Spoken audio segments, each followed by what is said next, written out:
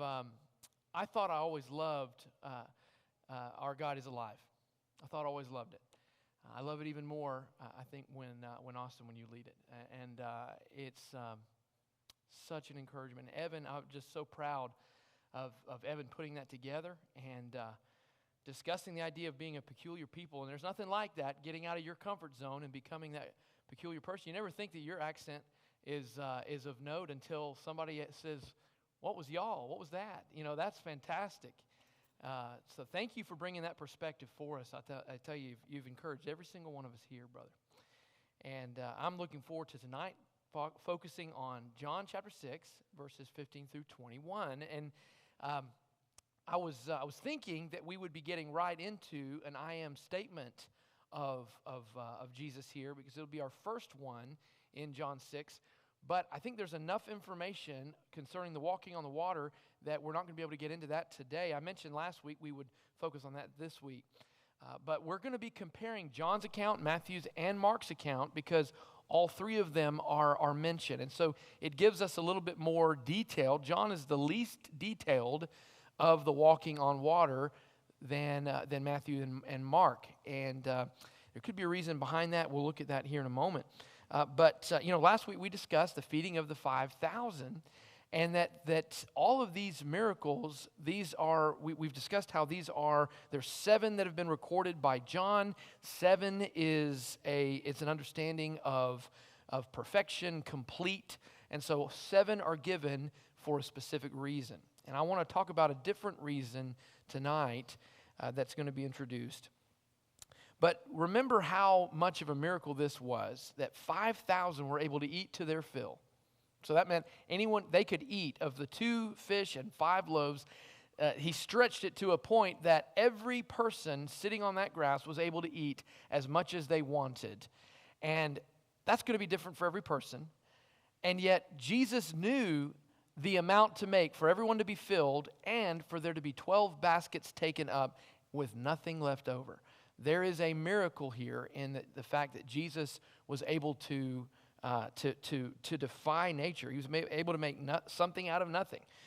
And so I thought that this was also 12 baskets shows that this was a miracle for the apostles.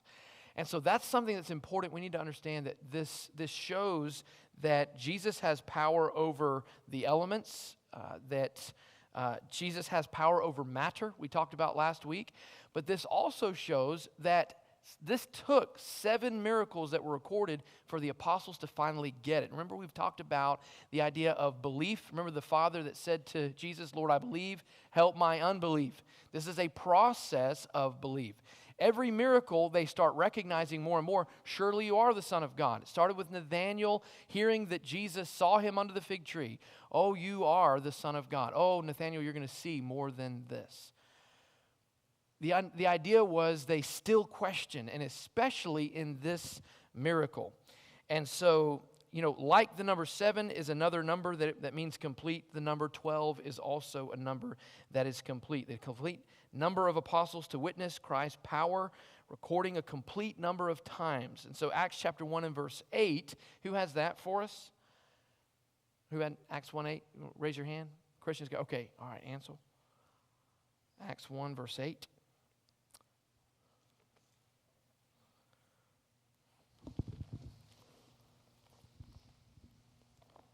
Let me see where 8 is.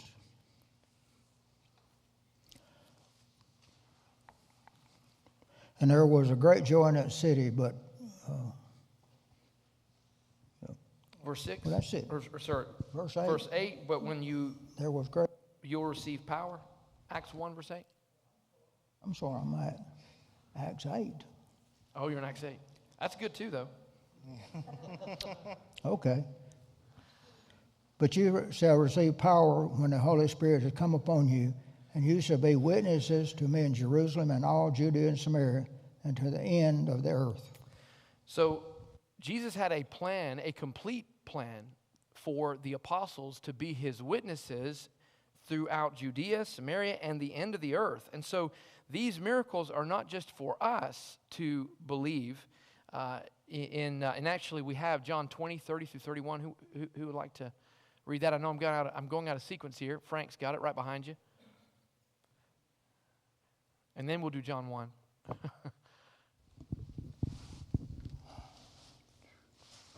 20, 30, 31. And many other signs truly Jesus in the presence of his disciples, which are not written in this book, but which are written in that ye might believe that Jesus is the Christ of the Son of God, and that believing ye might have life through his name. Thank you. So we've really drawn out from this passage the whole reason why 7 are recorded. These are written that you might believe that Jesus is the Christ, the Son of God. By believing you may have life in his name. But did you notice verse 30? It says many other signs were done in the presence of the disciples, especially the 12 disciples called apostles.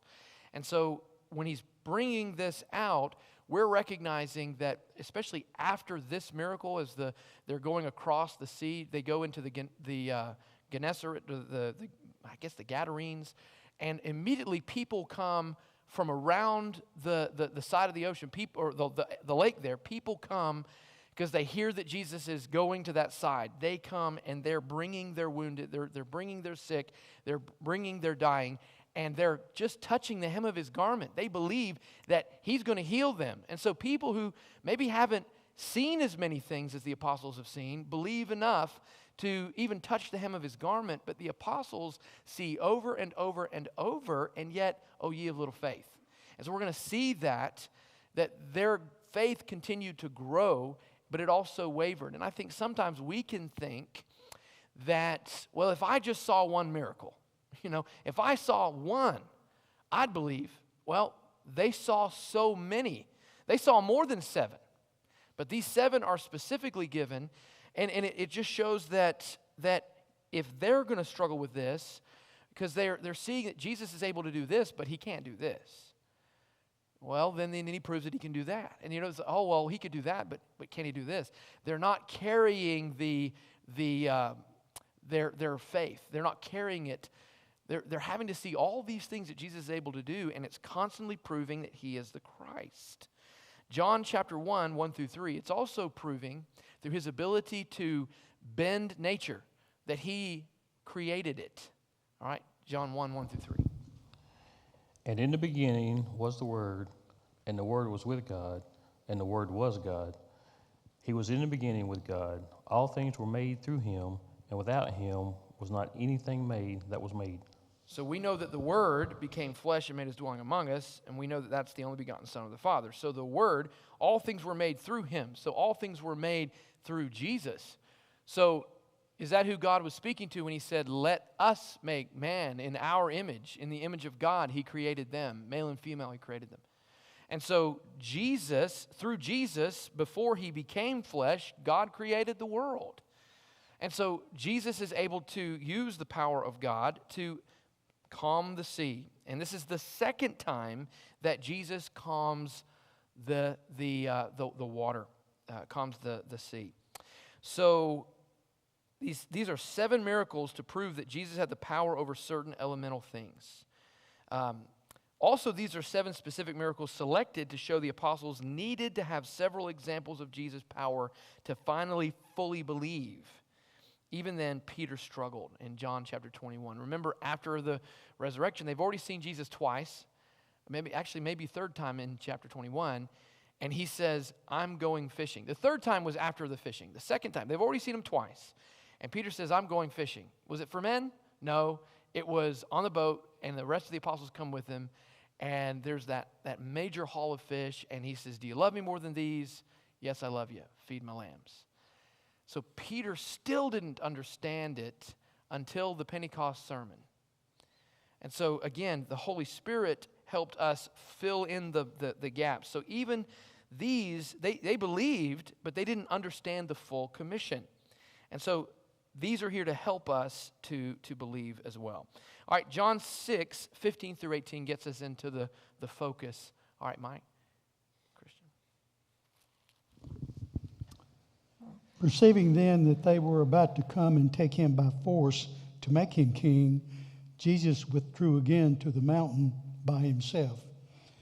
When evening came, his disciples went down to the sea, got into a boat, and started across the sea to Capernaum.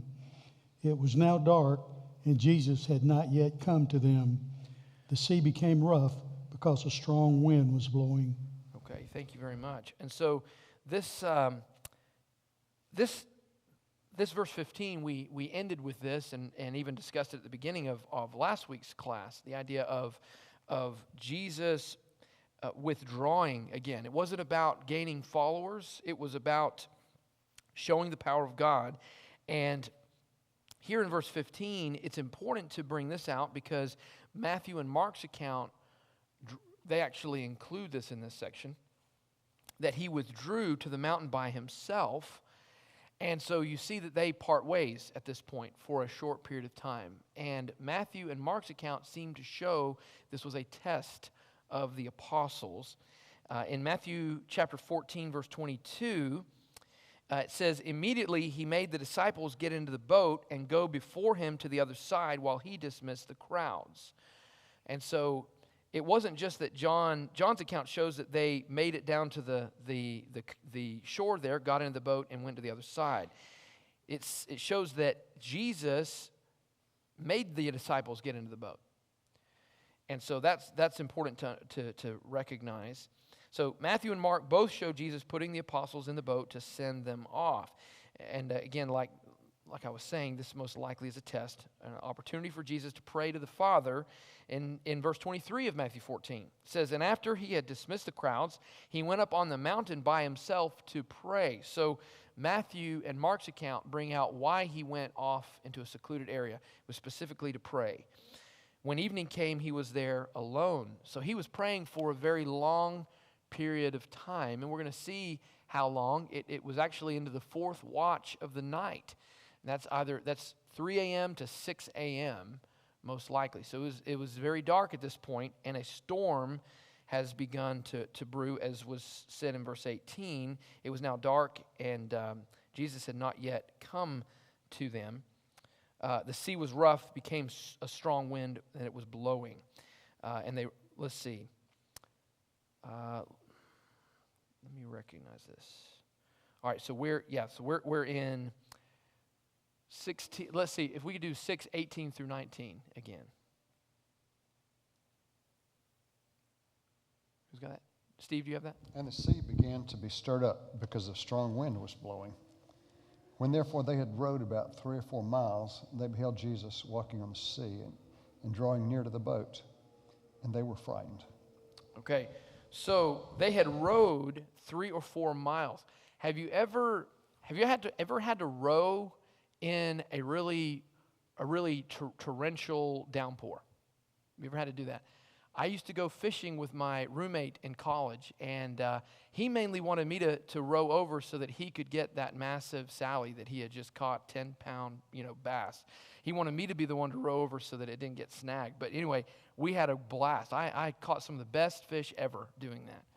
Well, the best time to fish is when the clouds come in because you have cover and they think it's a massive log. So they'll come out in the open and you can catch, because I didn't want to be fishing near the logs I was going to snag. And so we stayed longer than we should because it was a massive rolling cloud that came in.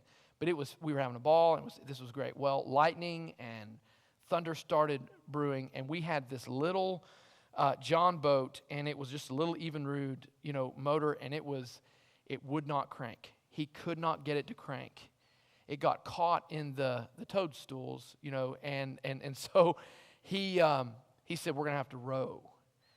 And so when it started pouring rain, I'm telling you, we started having chopping water on there, and it was the White Oak Natural Reserve, and so it wasn't any major body of water like this, but it was hard enough with one little oar, sitting and trying to do all we could just to get. I was so exhausted just trying to get 100 yards.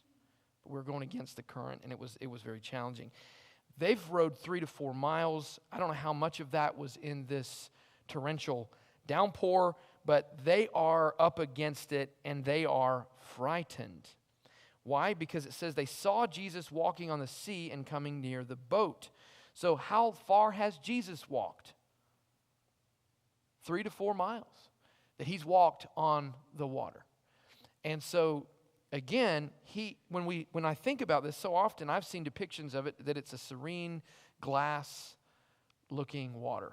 But it wasn't. We know that it was rough, it was torrential, and so Jesus you just imagine him surfing the rip curls. I mean, he is literally walking up and sideways, and he would be walking on very challenging waters. And it says that they're frightened. The word here is phobeo, and so it's where we get phobos, phobia, but it's to be in an apprehensive state, to be terribly frightened, to be afraid. And so walking one step on the ocean is a feat, let alone 3 or 4 miles on the sea. And so Matthew's account is interesting here. Who has Matthew 14? Sorry, I didn't pass that over. Matthew 14, 24 through 27. All right, Jeff's got it. Matthew 14, 24 through 27. It didn't pick up the dash, but it's 24 through 27. But the boat was ready a long distance from the land, battered by the waves, for the wind was contrary. And in the 4th watch of the night he came to them walking on the sea. When the disciples saw him walking on the sea, they were terrified and said, "It is a ghost." And they cried out in fear. But immediately Jesus spoke to them, saying, "Take courage, it is I. Do not be afraid."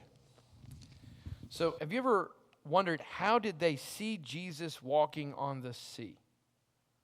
This is just conjecture for our class purposes. But plug in what we know. It's the 4th watch of the night, 3 a.m. to 6 a.m. You've got torrential downpours. This is a major storm. So you're not going to have the light of the moon and other things to guide you at this point, because it would be so dark. So how did they see Jesus? There's no electrical. There's no spotlight. What was that? I mean, you could think maybe he was glowing in the dark. You know, my thing is, it's when it comes to storms, it was, you think about the lightning. When we were out there on that water, what scared us the most was the lightning that was hitting the water. And when you're in a metal boat, it's terrifying. But also, what's interesting is water is reflective by nature. And so when lightning lights up the sky, it reflects on the ocean as well, on the water as well. So it is the brightest thing. It's not like the land. It's completely different. And so most likely, I've got some perspective on that. Steve? The storm. It says the wind. It didn't say anything about lightning, rain, anything. It says a wind. That is a good point. Where have I seen that? That's true. That's a good point. So I was thinking it was lightning. So maybe I have read into that. I'm just thinking of a storm that's on it. It would be different. Right. Good point. Thank you for bringing that up. Oh, well, it doesn't matter. We'll move on. Moving right along. Somehow they're seeing him. And so I think that's got to be terrifying for one. They've never seen anybody walking on water. And so to see this take place, they're thinking it's a ghost. So I'm not sure why they think ghost. Maybe there is some kind of a glowing. I'm not sure. But somehow they see him. But immediately Jesus spoke to them, saying, "Take heart, it is I, do not be afraid." The fact that they're able to even hear his voice over the wind as well shows that there's something very powerful about what's going on here. Take heart, it is I, do not be afraid. And so Matthew's account is the only one that includes Peter's response. Who's got 28 through 32? All right, Steve. And Peter answered and said, "Lord, if it is you, command me to come to you on the water." So he said, "Come." And when Peter had come down out of the boat, he walked on the water to go to Jesus. But when he saw that the wind was boisterous, he was afraid and began to sink. He cried out, saying, "Lord, save me." And immediately Jesus stretched out his hand and caught him and said to him, "O you of little faith, why did you doubt?" And when they got into the boat, the wind ceased. So even though they're seeing him and he's saying, he even says to them, take heart, it is I, do not be afraid. Peter, he yells out, if it is you, command me to come to you on the water. So he still has an inkling of doubt here. If it is you, command me to come to you on the water. He said, come. So, and we often look at this. Peter, at least he got out of the boat, right? He was willing to get out of the boat. And he was able to walk on the water to come to Jesus. And so, before Jesus had walked on water, no one else had ever walked on water. So only Jesus and Peter are ever recorded to have been able to walk on water. So Peter was able to do it because he simply followed Jesus' command. Come. But when he saw the wind, he was afraid. Beginning to sink, he cried out, Lord, save me. So again, he knew Jesus could save him. You know, what is Jesus anchored to? The same water that he was just walking on. But he knew Jesus could save him. So Jesus immediately reached out his hand and took hold of him. I love that he doesn't reprimand Peter. He just reaches out his hand and grabs hold of him. That is not a time when someone is asking for help, for seeking, just help me. I'm sinking in this moment. I've taken my eyes off of Jesus and I'm sinking. That is the time to grab hold of them and pull them to shore. But there is a time when we need to discuss it. Jesus immediately reached out his hand and took hold of him, saying, "Oh, you of little faith, why did you doubt?" He didn't look at him while he's chin deep in the water and say, "Oh, you of little faith, why are you drowning?" He reached down and grabbed him, and when he was firmly on the water, why did you doubt? When they got into the boat, the wind ceased. So notice, he could have made the wind cease the moment he grabbed him up. No, he was still experiencing the tumultuous wind. He was still experiencing that even though Jesus was with him. And I think there's a picture of Jesus isn't going to cause a calm for us as we walk through life. We can walk with Jesus in the midst of that tumultuous wind. All right. No, let's see. But so again, this proves proves Peter believed that Jesus could help Peter. Let's see. Let me go to the next point. John 6 and verse 20. Let's see. I don't think I have it up there. Verse 20 says, "But he said to them, 'It is I, do not be afraid.' Then they were glad to take him into the boat, and immediately the boat was at the land to which they were going." So there's a few things that are a little different here that John's account, Mark's account, and Matthew's account show here. And so Mark's account is interesting. It links the calming of the water to Jesus feeding the 5,000. Jeff and I were talking about this because it just seems really interesting to see Mark's account. Mark 6, 51 and 52. Who has that? All right, Jim. And he got into the boat with them, and the wind ceased, and they were utterly astounded, for they did not understand about the loaves, but their hearts were hardened.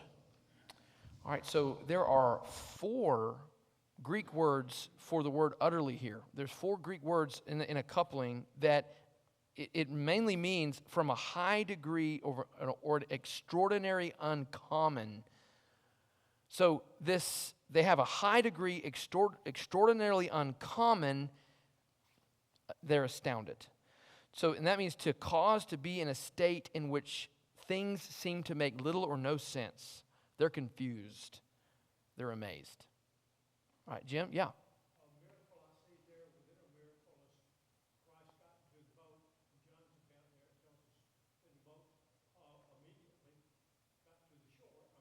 Right. Yeah. Right.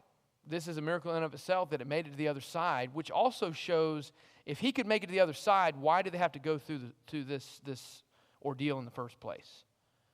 I keep wanting to say storm, but I'm glad you pointed that out, Steve. Why did they have to go through this in the first place if he could have gotten them to the other side at the moment of the calming? So that is a very good point to bring out. That's why I believe this is a test, especially Matthew and Mark's account show this. He sees them afar off. He walks to them. Seems like a very big ordeal for this to take place. But the idea that they are utterly astounded, they are confused, this seems to make little or no sense. These are fishermen by trade. No one has ever been able to walk on the water, and this took place. The only way they could explain it was that it was a ghost. They're seeing a horror film before their eyes, and yet it's Jesus.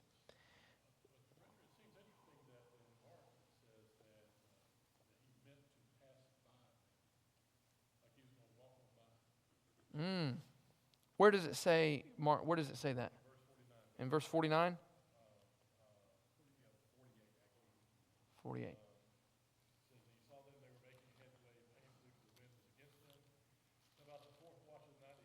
Walking on the sea, he meant to pass by them. And that's interesting. They're sitting there rowing, and Jesus is walking past. Oh, you guys okay? That's a very good picture. You know, they're struggling, he's not. And they see him, and that's where the terror comes in. So does that mean Jesus was going to walk all the way across, you know? Follow me, you know? But Peter calls out and says, Lord, if it is you, allow me to come to you. So it seems that it was Peter's decision to ask the Lord to command him to, and he comes. So he brings him into the boat. That's when Jesus gets in the boat. He brings Peter into the boat. But very good point. I'm glad you brought that out. Why are they astounded here? Why is this making little or no sense? Mark's account further gives this interesting statement. Verse 52, for they did not understand about the loaves. Wait, the 5 loaves and the 2 fish. It's referring back to the 12 baskets full of loaves, of the pieces. But it says, but their hearts were hardened. So why were they astounded? The same God who was able to, or the same Jesus who was able to have control and power over matter upon the grass, can have control over matter on the water. Why could they not distinguish the two? Why could they say, well, he can do this, but there's nothing he can do about this. And so what's interesting is they're compartmentalizing the things Jesus is able to do. He's really good at feeding the 5,000. He's really good at healing the nobleman's son at a distance. He's really good at turning water into wine, but walking on it, I don't know. They can't make the differentiation. And so it seems like they have to have, well, because you can do this thing, they can't think outside the box, that Jesus is able to do that much more. So what they're doing is they're putting limits on Jesus. Brandon. Back to Mesopotamian cultures, even to that time of Christ, you look at what the ocean or the sea represents, it's uncontrollable. It's an uncontrollable nature. There you could look at Christ, feeding the 5,000, okay, he's making more of that, he's got something, okay. But when you're on the sea, it was always thought that's the thing for God. I think this is even before Peter makes this proclamation of who he is. So after this event, you see Christ controlling the sea. You're just basically like, okay, this is a legitimate thing. Sea is uncontrollable. It kind of goes back to, I didn't want to mention it, but back then when you read about strong winds on the sea, it's implied to be a storm because of the uncontrollable nature of the sea. Like you a have nor'easter. strong winds, Right. So maybe no lightning, but it was more likely than not a storm because they're on the sea. It's strong wind. There's nothing you can do about it. Right. So And it would be the temperature, like you have hot, cold that creates the wind. So that's a good point as well. So either way, this is a challenging situation, but it wasn't challenging to Jesus. And it's proving to them that Jesus is the Christ, the Son of the living God. Jim? The difference between the loaves that they saw earlier and the miracle they see now of Jesus walking on water. A lot of new Christians compartmentalize things. Right. They can see one part of their lives over here, and they compartmentalize their Christian life over here. Yeah. My work life is over here. Right. My family life is down here, but my Christian life is something different from either of those two. It's like charms on a bracelet. Yeah. And here's my Christianity, here's my work, here's my family, but none of them, I mean, it's on the same bracelet, but they don't all meld together. Very good point. And so it could be that they're not linking all these things together, Steve. Going off what Skip said, with Jesus walking by, they realized that Jesus was there, just like he is in our lives now, and they reached out to him. Mm-hmm. And is there I believe kind that of a Peter parallel? reaching out to Jesus is why he gets back into the boat. But we have to reach out to Jesus as well to we help need to us. reach out to him as well. Exactly. We need to bring him into the boat. Meryl or Mike? Yes. Right. Right.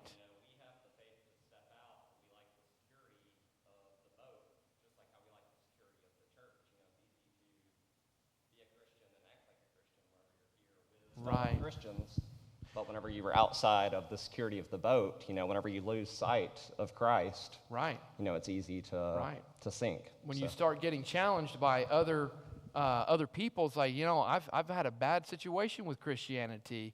What do you have to say about that? Oh, it creates, now I'm a peculiar person.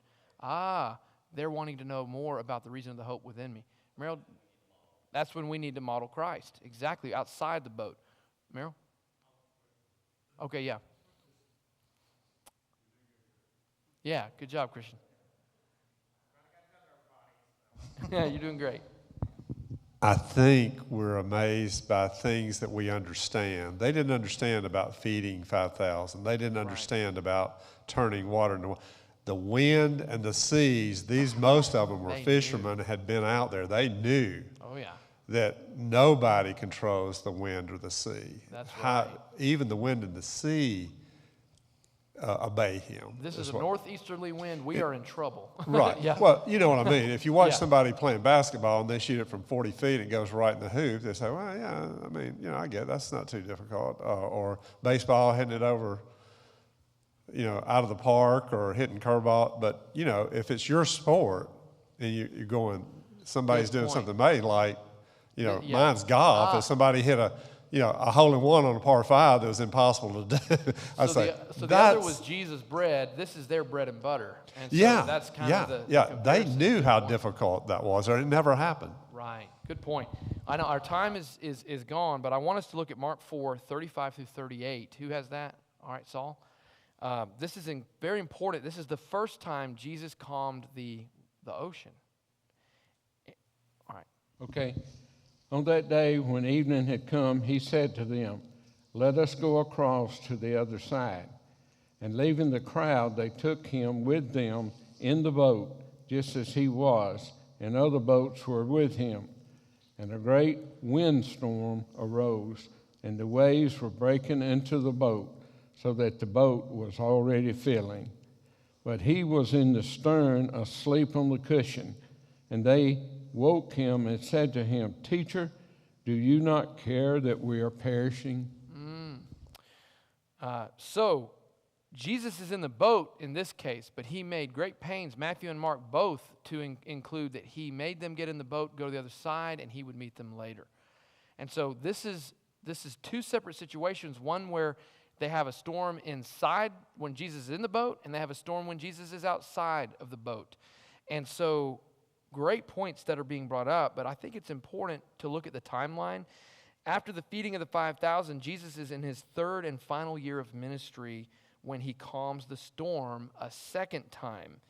And so he was in his second year of ministry when he calmed it the first time. So this was either 6, 7, 8 months, a year ago that this took place. So they already knew that Jesus could calm the water. So the fact that it says that they were utterly astounded, that this was an uncommon and extraordinary event, that it made no sense to them, doesn't make sense because they've already seen him do it before.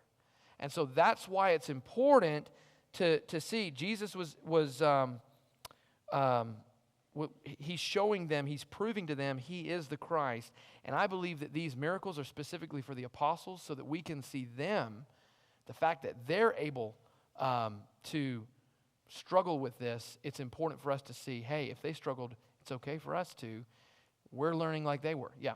And we kind of talked about this before, but if you look at this, he's controlling water. He's controlling like nature and everything. If you look at like in the Old Testament, you see examples of Moses parting the sea. You see Elijah parting the sea, but it's with God's power. It's with God's blessing us. It's Christ here. He's doing it of his own will. He's doing it of his own volition. He's showing that he can do it. While again, Moses and Elijah had to use God's power, and that's very important because what's going to happen after this is the transfiguration. Right. And that solidifies. You see Moses and Elijah. This is basically like Jesus' version of parting the sea. But he doesn't. He has because he's part of the Trinity. He has his own. He's got his own ability to do that. Wow. Sense, so. I've not thought of that connection. I think it was really, really good. Thank you for that. And so this miracle shows Jesus' power over the elements, over the wind. And all right, so that's next week. We'll move on to the next one, and Jeff. Yeah, just a couple quick things. One, I think what's notable about this too is that no one has ever walked on water before. So part of their astonishment, Jesus had calmed the storm before, but I think walking on water was kind of elevating it to the next level. Two, kind of when we were talking about this earlier today, you brought this out, and I was kind of looking at this again.